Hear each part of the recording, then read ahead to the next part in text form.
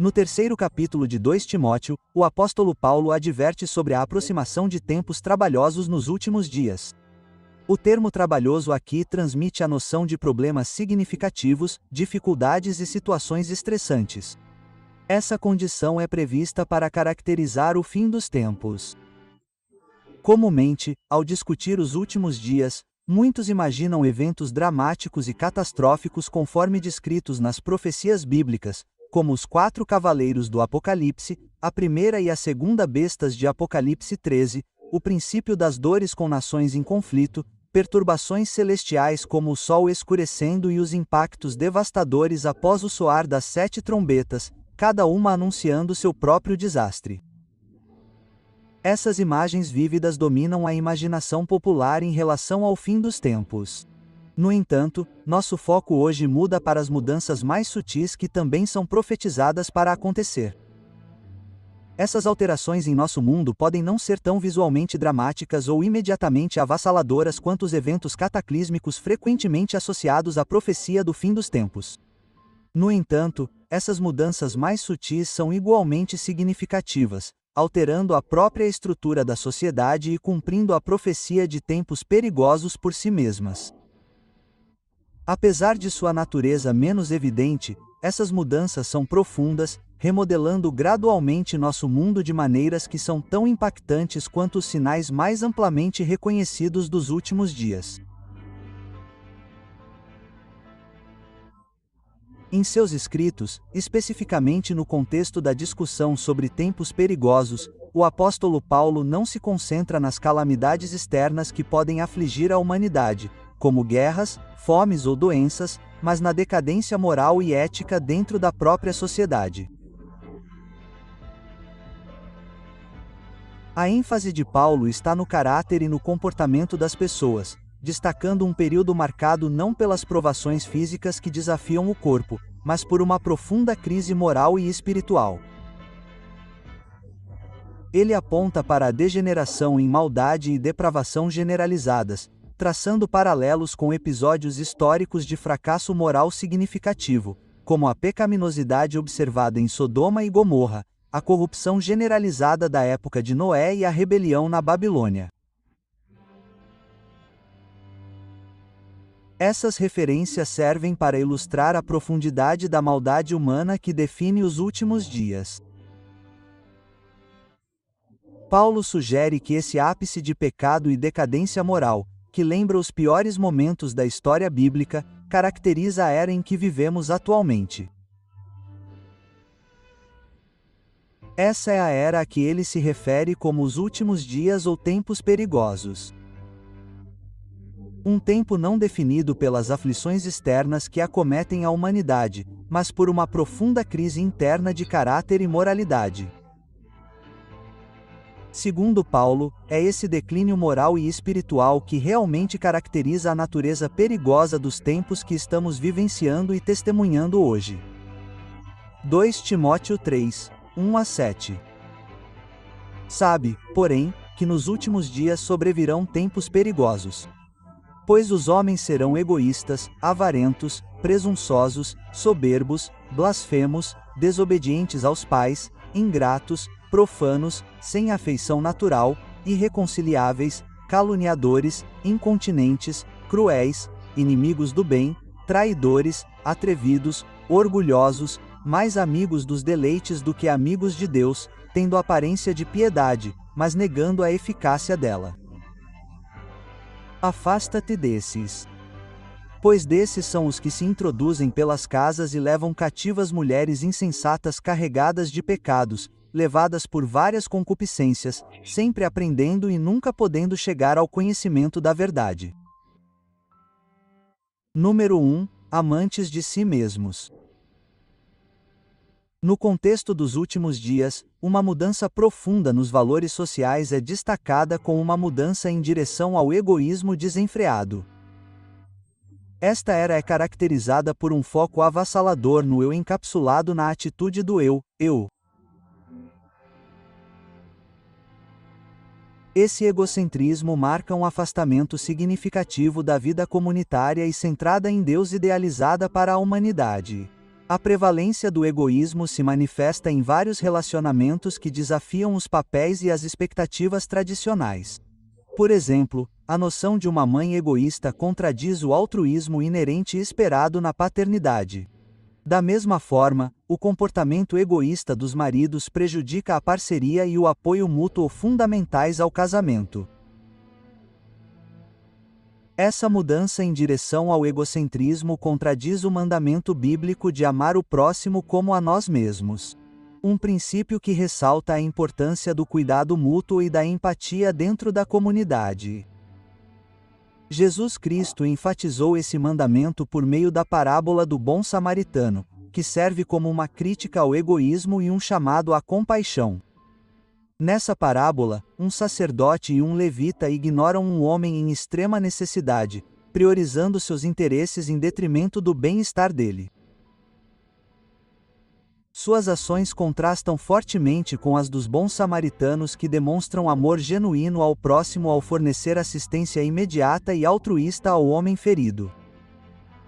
Essa história não apenas ilustra a essência da verdadeira compaixão, mas também nos desafia a refletir sobre a importância de colocar as necessidades dos outros ao lado ou mesmo antes das nossas. A sociedade atual frequentemente prioriza o individualismo e o interesse próprio, o que representa um desafio significativo aos ideais bíblicos de comunidade e apoio mútuo.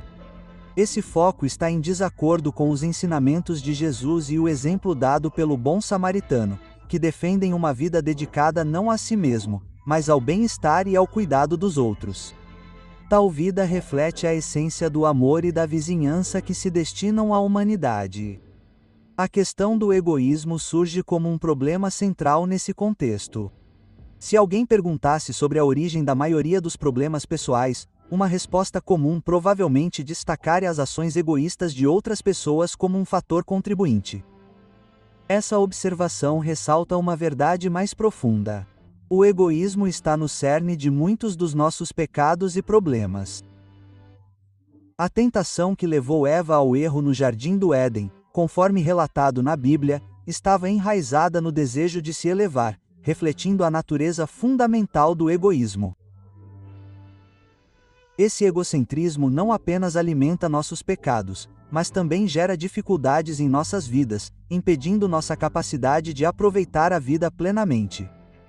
Isso nos leva a nos isolarmos, buscando proteção por meio do isolamento e do isolamento dos outros. No entanto, há um caminho para superar esse egoísmo generalizado, lembrando-nos continuamente da perspectiva eterna. Reconhecer que nosso destino final é o céu, onde estaremos na presença do Senhor e entraremos pelos portões da cidade celestial, pode mudar nosso foco de atitudes egoístas para um modo de vida mais altruísta.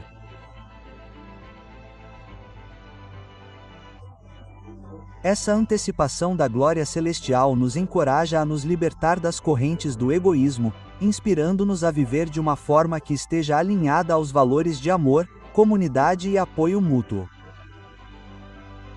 Número 2. Amantes do dinheiro. A busca por riqueza é um fenômeno antigo. No entanto, no mundo de hoje, a capacidade de correr atrás de dinheiro atingiu níveis sem precedentes. Globalmente, há uma corrida generalizada para acumular riqueza, com muitas pessoas nutrindo o desejo de ficar ricas e possuir tanto dinheiro quanto desejarem. Embora o dinheiro em si seja neutro, é o amor excessivo ao dinheiro e a busca por riqueza por qualquer meio, mesmo em detrimento dos outros, que se torna uma questão moral profunda.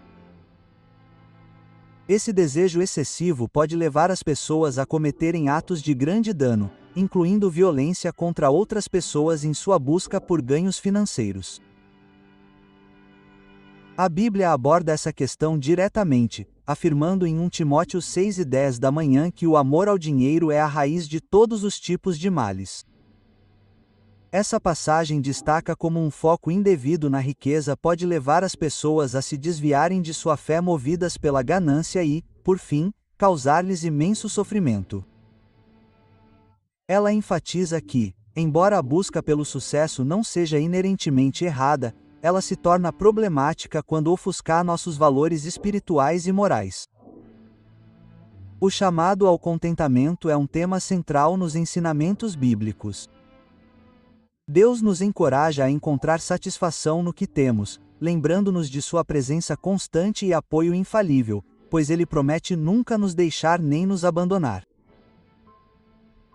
Essa perspectiva não tem o objetivo de dissuadir o trabalho duro ou a ambição, mas de alertar contra permitir que a busca pela riqueza se torne nosso foco principal em detrimento do nosso bem-estar espiritual. Ser rico ou aspirar ao sucesso, incluindo se envolver no trabalho ou abrir um negócio, não é condenado. Esses esforços são valorizados e incentivados, refletindo a importância da diligência e da responsabilidade. No entanto, a questão crítica surge quando a busca pelo sucesso financeiro leva à negligência da saúde espiritual e dos princípios éticos. Como Marcos 8:36 da manhã pergunta de forma pungente: pois que aproveitará ao homem ganhar o mundo inteiro e perder a sua alma? Essa pergunta retórica serve como um poderoso lembrete da futilidade suprema de priorizar a riqueza material em detrimento da integridade espiritual e do bem-estar da alma. Número 3. Os presunçosos. A presunção reflete uma atitude em que os indivíduos se orgulham de suas realizações, muitas vezes acreditando que são superiores aos outros.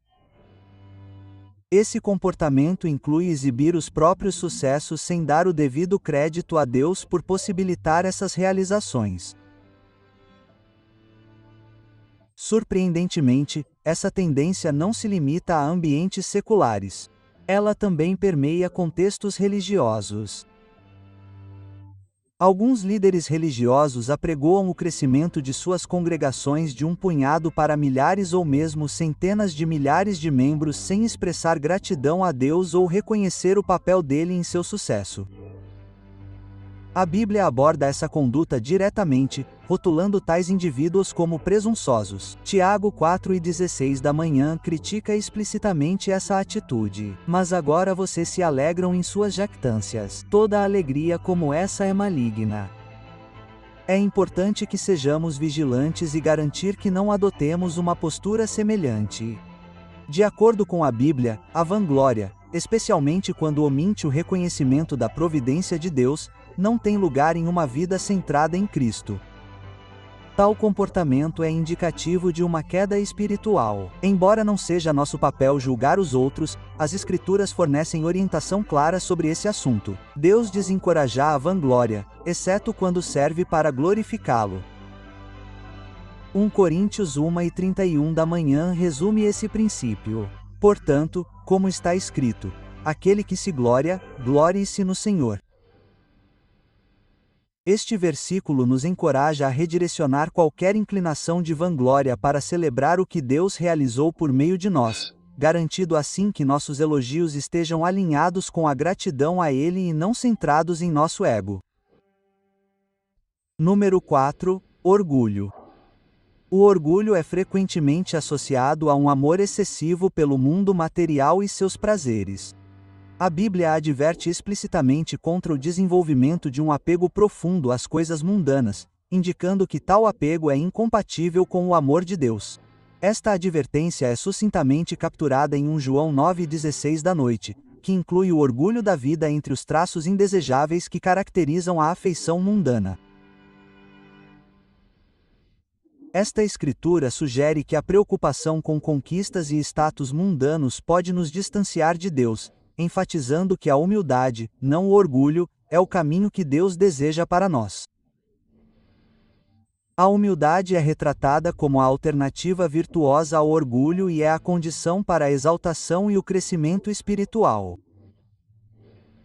A Bíblia aconselha especialmente os indivíduos mais jovens a demonstrar respeito e submissão aos mais velhos, defendendo uma cultura de respeito mútuo e humildade entre todos os crentes. Este conceito de submissão mútua é reforçado ainda mais em 1 Pedro 5:5, que aconselha a todos a se revestirem de humildade, porque Deus se opõe aos soberbos, mas mostra graça aos humildes. A ênfase na humildade como um valor cristão fundamental ressalta a crença de que a verdadeira grandeza e maturidade espiritual são alcançadas por meio do reconhecimento de nossa dependência de Deus e da valorização dos outros acima de nós mesmos. Essa abordagem não apenas se alinha aos mandamentos de Deus, mas também promove uma comunidade caracterizada pelo amor, respeito e graça, qualidades que contrastam fortemente com o egocentrismo e a arrogância promovidos pelos valores mundanos. Número 5. Blasfêmia. A blasfêmia envolve desrespeitar ou mostrar desprezo pelas crenças sagradas de uma religião, incluindo insultar ou menosprezar sua divindade ou divindades. Esse comportamento é frequentemente observado entre descrentes que ridicularizam ou fazem comentários depreciativos sobre práticas religiosas e entidades divinas. Tais ações ou discursos que desrespeitam ou mostram irreverência para com Deus e questões sagradas são considerados blasfemos. Diante da blasfêmia, principalmente quando a enfrentamos como cristãos, a resposta defendida não é de julgamento ou condenação em relação ao indivíduo. Embora não seja nosso papel condenar aqueles que cometem blasfêmia, há espaço para abordar e rejeitar as próprias ações blasfemas. Isso envolve educar e informar os outros sobre o que é respeitoso e o que ultrapassa a linha do desrespeito em relação às crenças religiosas. No mundo de hoje, a incidência de blasfêmia parece estar aumentando com os esforços crescentes de alguns para desafiar a existência de Deus e falar irreverentemente sobre conceitos sagrados. Essa tendência ressalta a importância de responder com paciência e compreensão, com o objetivo de esclarecer equívocos e neutralizar respeitosamente o desrespeito às crenças religiosas. Ao focar na educação em vez da condenação, há uma oportunidade de promover maior respeito e compreensão entre diversas crenças, mesmo diante dos crescentes desafios à reverência religiosa.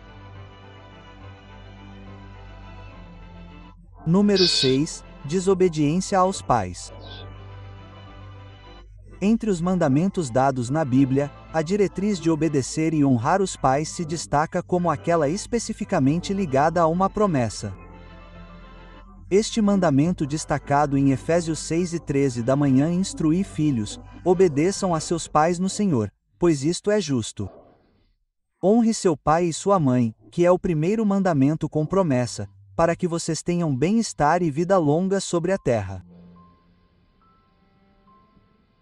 Esta passagem não apenas exige obediência aos pais como um dever moral fundamental, mas também atribui uma bênção a esse ato de obediência, prometendo bem-estar e longevidade àqueles que seguem esse mandamento. A exigência de obedecer aos pais reflete um princípio universal que transcende fronteiras culturais e religiosas, enfatizando respeito, gratidão e reverência dentro da unidade familiar. No entanto, relatos contemporâneos de desobediência extrema, como casos em que crianças agridem seus pais, ressaltam um profundo colapso moral e social. Tais incidentes servem como lembretes gritantes dos desafios que enfrentamos no que muitos acreditam ser os últimos dias, um período marcado por um afastamento significativo dos valores tradicionais e um aumento da ilegalidade e do desrespeito aos laços familiares. Essa tendência alarmante não apenas destaca a necessidade de um novo compromisso com os valores fundamentais de respeito e honra dentro das famílias, mas também sinaliza uma necessidade social mais ampla de abordar as questões subjacentes que contribuem para tal atos extremos de desobediência. Isso ressalta a importância de ensinar e incutir respeito pelos pais e anciãos como essencial para o bem-estar dos indivíduos e da sociedade como um todo. Número 7. Ingrato. A Bíblia enfatiza a importância da gratidão, instruindo os crentes a darem graças em todas as circunstâncias, pois isso reflete a vontade de Deus para nossas vidas. Esse princípio é articulado em 1 Tessalonicenses 5:18 da manhã, que afirma: em tudo dai graças, porque esta é a vontade de Deus em Cristo Jesus para convosco. Tal diretriz ressalta a expectativa de que a gratidão deve permear todos os aspectos da vida de um crente, espelhando o exemplo dado por Jesus Cristo. Isso é exemplificado na história dos 10 leprosos, onde apenas um retornou para expressar gratidão a Jesus por sua cura. Um gesto que Jesus elogiou por seu reconhecimento da graça de Deus. Em contraste, a tendência de reclamar é prevalente no mundo, mesmo entre aqueles que foram abundantemente abençoados por Deus. Essa atitude revela uma falta de consciência ou apreço pelas bênçãos recebidas, demonstrando um afastamento do chamado bíblico à gratidão. Em vez de sucumbir à ansiedade, preocupação ou reclamações, a Escritura aconselha os crentes a se aproximarem de Deus com gratidão. Filipenses 4:6 resume essa abordagem. Não andem ansiosos por coisa alguma. Em tudo, porém, pela oração e súplicas, com ações de graças, apresentem seus pedidos a Deus. Essa passagem destaca o poder transformador da gratidão, sugerindo que a gratidão pode reorientar nossa perspectiva, permitindo-nos focar na provisão e no cuidado de Deus, mesmo em tempos desafiadores. Assim, a Escritura admoestação para sermos gratos em todas as circunstâncias convida os crentes a cultivar uma consciência contínua da presença e das bênçãos de Deus em suas vidas, promovendo um espírito de gratidão que transcende os desafios situacionais e se alinha com os desejos de Deus para nós. Número 8. Profano. A santidade inerente de Deus e a pureza moral estabelecem um padrão que não tolera o mal. Para manter um relacionamento com Ele, é imperativo que também nos esforcemos pela santidade, distanciando-nos de todas as formas de mal. Essa separação não é apenas para nosso benefício, mas permite que nos tornemos vasos de honra usados por Deus para manifestar sua glória. No entanto, no contexto dos últimos dias, a Escritura adverte que o valor atribuído à santidade na vida cristã diminuirá. Hebreus 12:14 enfatiza a necessidade de buscar a paz e a santidade como pré-requisitos para ver o Senhor, ressaltando o papel integral da santidade na vida do crente. Além disso, 1 Pedro 1h14:15 chama os crentes a uma vida de obediência, exortando-os a não voltarem a comportamentos passados movidos pela ignorância, mas imitar a santidade de Deus em todos os aspectos de sua conduta. Esta diretriz, sede santos, porque eu sou santo, é um poderoso lembrete do alto chamado ao qual os cristãos são convocados. A prevalência de comportamentos contrários a esse chamado na sociedade contemporânea é vista como um sinal dos últimos dias, marcando um afastamento dos padrões de santidade descritos nas Escrituras. Os ensinamentos dirigidos a Timóteo pelo apóstolo Paulo, embora específicos em seu contexto imediato, são destinados à comunidade cristã mais ampla em todas as gerações. Eles destacam características que deveriam estar ausentes na vida daqueles que professam seguir Jesus Cristo.